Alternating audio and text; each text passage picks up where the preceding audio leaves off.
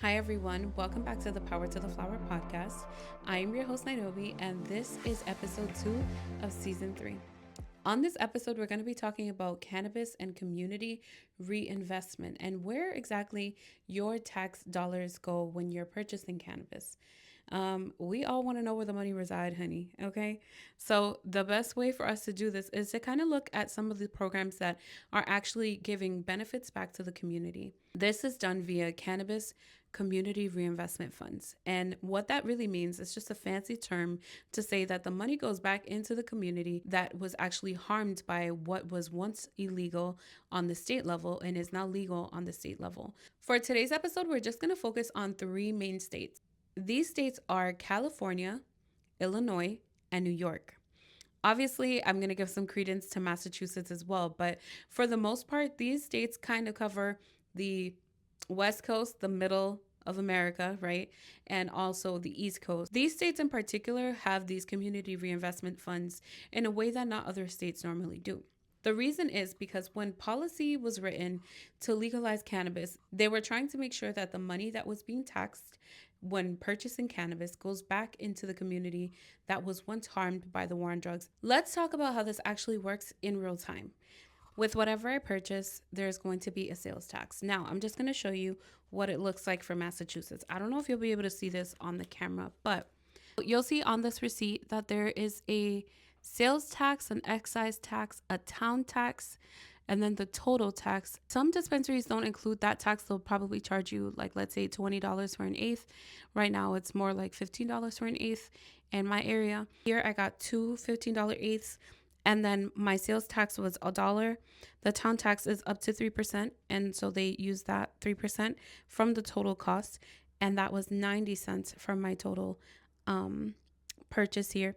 And then the total tax ended up being $6. So the total was actually, instead of $30, it was $36. So the eighths were each 15, and then once you have the zero, it was an additional $6 to add on for taxes. That would go back into the local and state taxes for Massachusetts, which personally I don't mind doing.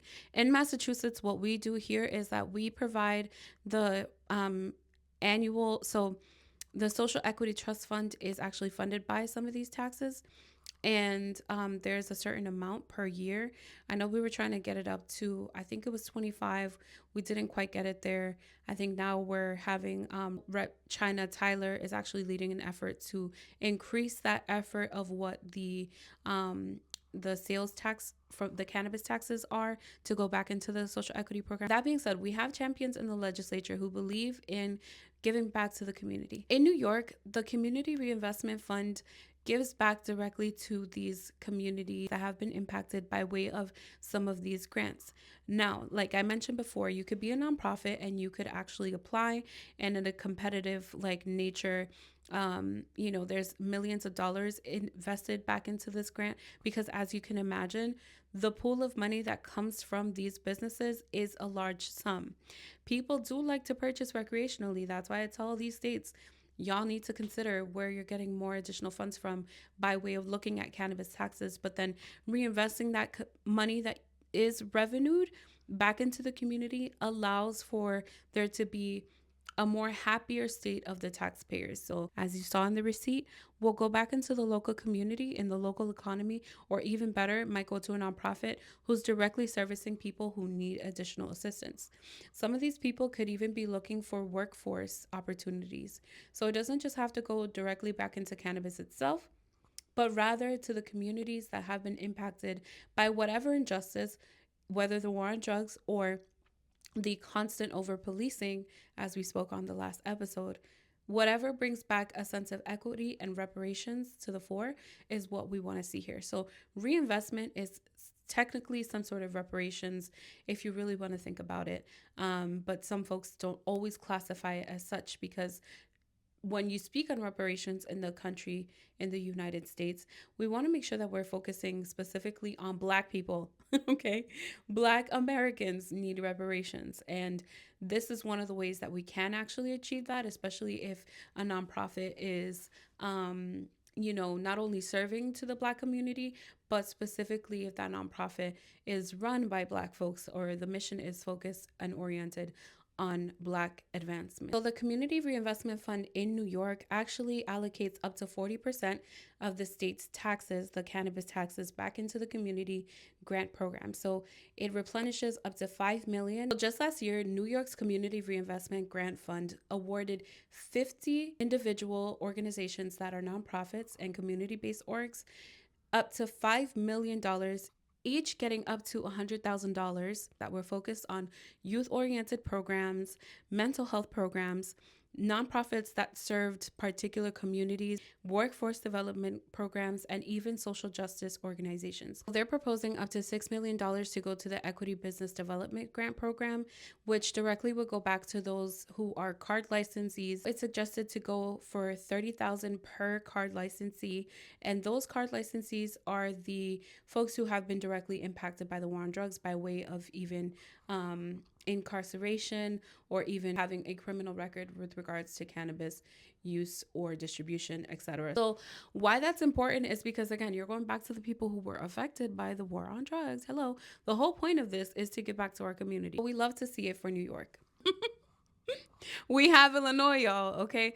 So Illinois is interesting because not only does Illinois also tax its cannabis, but it taxes cannabis based on the THC percentages as well. Items that have more than 35% of THC contents, like whether it's vapes or whatever, those are taxed a little bit more in the state of Illinois, which is good. Because what that money does when it's taxed, it goes back into the R3 program. R3 program actually stands for restore, reinvest, and regrow.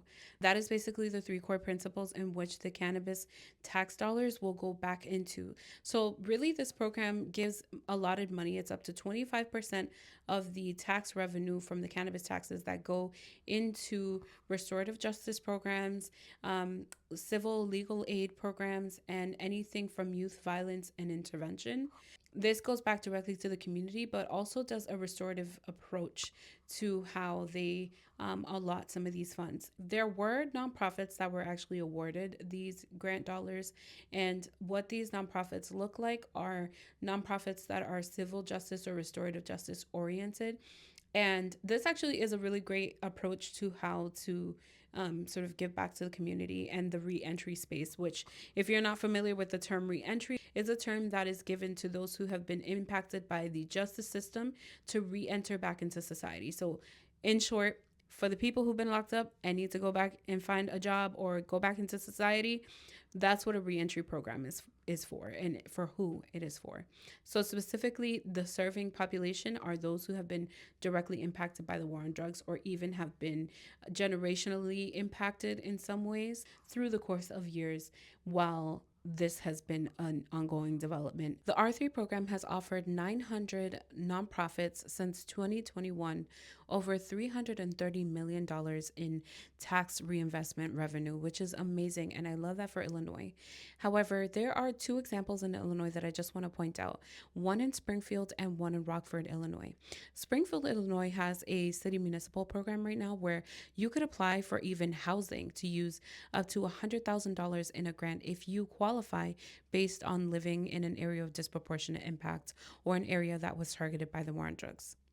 On the opposite hand, we have a city like Rockford, which had a similar program, but then the city council decided to nix that program for the year, and qualifying nonprofits were arguably upset. Put that money that was promised through the legislature back into the city budget instead of cannabis reinvestment.